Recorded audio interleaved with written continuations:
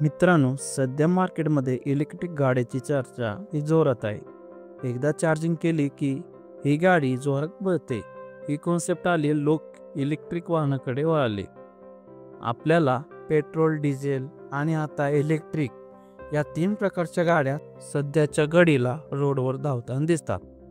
Petrol डिझेलचे वाढते दर बघता अनेक जण इलेक्ट्रिक वाहनाकडे वळतात, तर अनेक जण इलेक्ट्रिकच्या किमती महाग म्हणून पेट्रोल डिझेलच्या वाहनाकडे जास्त पसंती देतात. यांच्यात कोणती गाडी कमी खर्च देईल यावरून अनेक जण बोलत असतात. पेट्रोल डिझेलच्या गाड्या परवडतात का इलेक्ट्रिक? तर मित्रांनो, या दोन्ही गाड्यांचे फायदे तोटे काय हे सगळं जाणून घेऊया या व्हिडिओच्या माध्यमातून. तर नमस्कार मित्रांनो, स्वागत आहे तुमचं मराठी मित्रा या आपल्या यूट्यूब चॅनलवर. मित्रांनो, गेल्या काही वर्षापासून इलेक्ट्रिक गाड्यांचं मार्केट जगभरासह भारतातही वाढलेलं आहे. तरीही लोक इंधनावर चालणारी गाडी घ्यावी का इलेक्ट्रिक यावर नेहमी चर्चा करत असतात. चला तर मित्रांनो, सुरुवातीला आपण पेट्रोल आणि डिझेल वाहनाचे फायदे आणि तोटे जाणून घेऊया. सगळ्यात पहिली गोष्ट म्हणजे या गाड्या तुम्हाला जास्त मायलेज देतात, तसेच यांचे इंजिनही मजबूत असते. यासोबतच इलेक्ट्रिक कार, बाईकच्या तुलनेत या गाड्या स्वस्त असतात. शिवाय मजबूतीच्या बाबतीतही या गाड्या चांगल्या असतात. या इंधनावरील गाड्या इलेक्ट्रिक गाड्यासारख्या पेट्रोल पंपावर वेळ लावत नाही, म्हणजेच अगदी काही मिनिटातच तुम्ही पेट्रोल डिझेल भरून मोकळे होता. तसे इलेक्ट्रिक गाड्यांचं नाही, तुम्हाला चार्जिंगला खूप वेळ लागतो. यासोबत पेट्रोल डिझेल गाड्या या तुम्ही कशाही कुठेही फिरू शकता. समजा या गाड्या कुठे बंद पडल्या किंवा या गाड्यांचा कुठलाही पार्ट हवा असेल तर इंधन गाड्यांना तो लगेच अवेलेबल होतो व गाडी लगेच रिपेअरिंग होऊन तुमच्या ताब्यात मिळते. तुमचा जर लांबचा प्रवास असेल तर तुम्हाला इंधनावर चालणाऱ्या गाड्यांच उपयोगी येणार आहे. एकदा इंधन भरल्यावर तुम्ही कितीही लांबचा प्रवास करू शकता किंवा इंधन संपले तर पंपावर जाऊन तुम्ही भरू शकता. मित्रांनो, हे झाले पेट्रोल डिझेल वाहनाचे फायदे. आता पाहूयात या गाड्याचे काही तोटे सुद्धा. सगळ्यात पहिली आणि महत्त्वाची गोष्ट म्हणजे या गाड्या प्रदूषणाला हातभार लावत असतात. तसेच दर महिन्याला तुम्हाला या गाड्यांची सर्व्हिसिंगही करावी लागते, त्यामुळे तुमच्या खर्चातही वाढ होते. पेट्रोल डिझेल गाड्याचे पार्ट हे महाग असतात. पुढे तुम्हाला रिसेल व्हॅल्यू सुद्धा कमी मिळते, तोही एक तोटा आहे.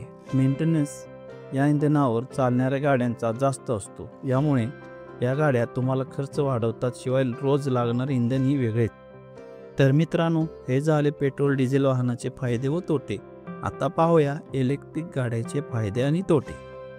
सगळ्यात पहिलं तर इलेक्ट्रिक गाड्यांना मेंटेनन्स हा फार कमी असतो, कारण इंधन गाड्यासारखं याला इंजिन नसतं, तसंच स्पेअर पार्टही कमी असतात. यामुळे इलेक्ट्रिक गाड्या ह्या कमी मेंटेनन्समध्ये असतात. जवळचा प्रवास असेल, म्हणजेच 50 किलोमीटरच्या आसपास, तर इलेक्ट्रिक गाड्या तुम्हाला खूप परवडू शकतात. वर्षातून 3 ते 4 तास तुम्हाला मेकॅनिककडे ही गाडी न्यावी लागते. किरकोळ कामे असतातच, त्यामुळे तिथेही तुमचा खर्च वाचतो. यासोबतच प्रदूषणही या गाड्याकडून होत नाही, त्यामुळे वातावरण अगदी क्लीन राहतं. शिवाय इलेक्ट्रिक गाड्यांचा पिकअपही चांगला असतो, तसेच या गाड्या आवाजसुद्धा करत नाही. तर मित्रांनो, हे झाले इलेक्ट्रिक गाड्यांचे फायदे. आता पाहूया याचे काही तोटेसुद्धा.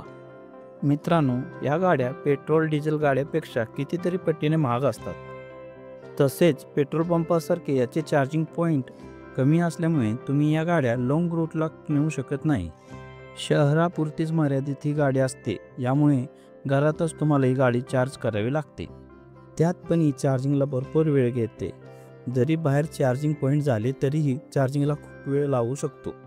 सर्व गाड्यांची बॅटरी ही वेगवेगळी असल्याने या गाडीची बॅटरी ही दुसऱ्या गाडीला चालत नाही, त्यामुळे इलेक्ट्रिक गाड्या अजून रोडवर कमी असतात. बॅटरीची कॉस्ट ही सुद्धा जास्त आहे, यामुळे सुद्धा इलेक्ट्रिक वाहन अजून कमी लोक घेत आहे. मित्रांनो, जर तुम्हाला इंधनावर चालणारी गाडी आणि इलेक्ट्रिक गाडी यांचा प्रवास खर्च काढायचा म्हटला तर तो असा असेल. समजा तुम्ही पेट्रोल कार महिन्याला 1500 किलोमीटर चालवत असाल आणि तुमच्या गाडीची ॲव्हरेज 14 किंवा 15 असेल, तर तुम्हाला महिन्याला 13 ते 14 हजाराचे पेट्रोल लागेल व यासाठी प्रति किलोमीटर 7 ते 8 रुपये इतका खर्च येतो. गाडीनुसार हा खर्च कमी किंवा जास्त असू शकतो. पण जर तुम्ही याच जागी इलेक्ट्रिक गाडी सेम इतकी चालवत असाल तर तुम्हाला विजेच्या दराप्रमाणे महिन्याला 2,700 ते 3,000 रुपये इतका खर्च येतो. अशा प्रकारे इलेक्ट्रिक गाडीत महिन्याचे कितीतरी रुपये वाचवू शकता. हे असं जरी असलं, या गाड्यांना चार्जिंगला जाणारा वेळ, चार्जिंग स्टेशनची कमी यामुळे लोक इलेक्ट्रिक गाड्या खरेदी करताना थोडा विचार करत असतात. तर मित्रांनो, हे होते पेट्रोल, डिझेल आणि इलेक्ट्रिक गाड्यांचे फायदे व तोटे. गाडी कोणती घ्यावी यावर प्रत्येकाचे मत ते वेगवेगळे असते. मित्रांनो, हा व्हिडिओ आवडल्यास लाईक करा, शेअर करा आणि आपल्या चॅनलला सबस्क्राईब करा.